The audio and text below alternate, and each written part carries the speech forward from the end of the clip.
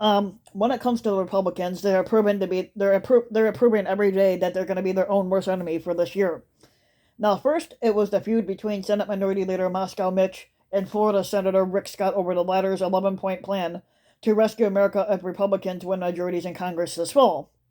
Now, Wisconsin Senator Ron Johnson has caused a stir by suggesting and then backtracking that Republicans would work to repeal the Affordable Care Act if they retake power in Washington. Now, for example, if we're going to repeal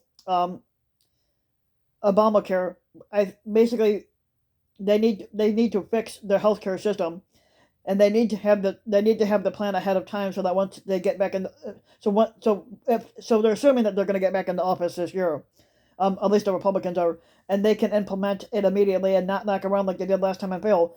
See, the reason why they failed last time is because when Trump was squatting in the White House and he tried to pass a healthcare plan, it was blocked because he didn't really have a healthcare plan in place, and then not just that, it was his healthcare that if his healthcare plan did pass, it was going to kick a whole bunch of people off.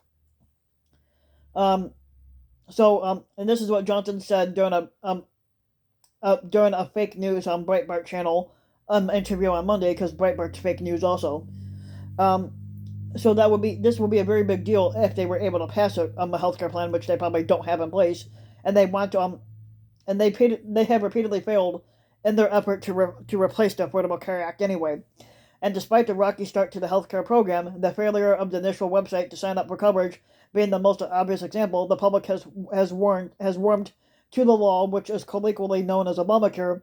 That back in October of 2021, Kaiser Family Foundation, they polled about 6 out of 10 people, and 58% of the Americans said that they had a favorable view of the law, while just 41% viewed it unfavorably.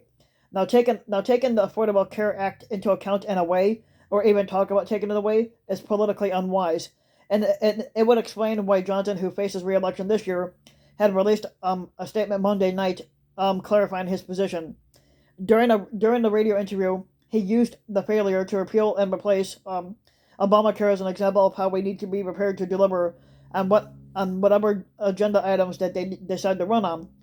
Basically, he claims he was not suggesting repealing and replacing Obamacare, which is exactly what the priority is there.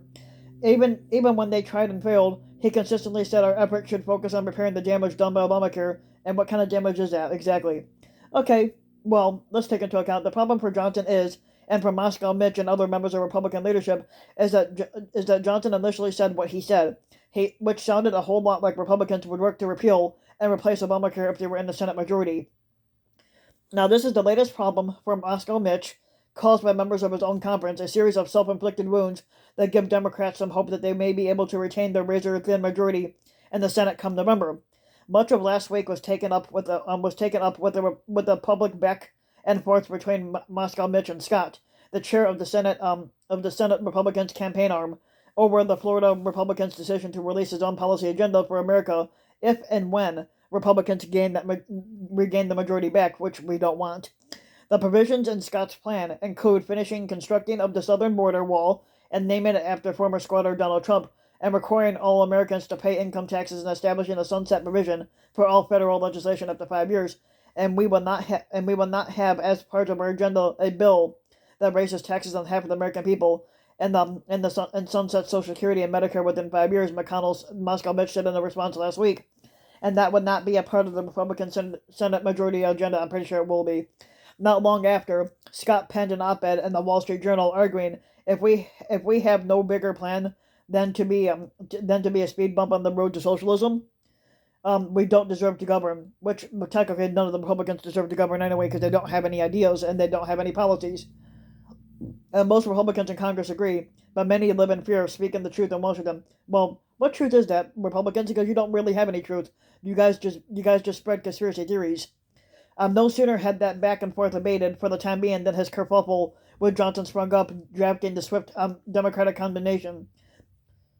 Now, all of it works against Moscow Mitch McConnell's most basic premise heading into the 2022 midterms: make the entire election a referendum on President Joe Biden and congressional Democrats. That notion appears to be harder to execute in practice than to follow in principle. Now, if you like the video, you can give the video a like and subscribe to my channel, RBW King. And you can also hit the notification bell so that you'll be notified when the new video comes out. And thanks for listening. And you can also, if you want to support my work even further, you could donate to Patreon, which you to my Patreon link, which you could find on my on the About section for my YouTube channel, and you can donate to Patreon to help further support the work on my channel. And hope you guys have a good day. So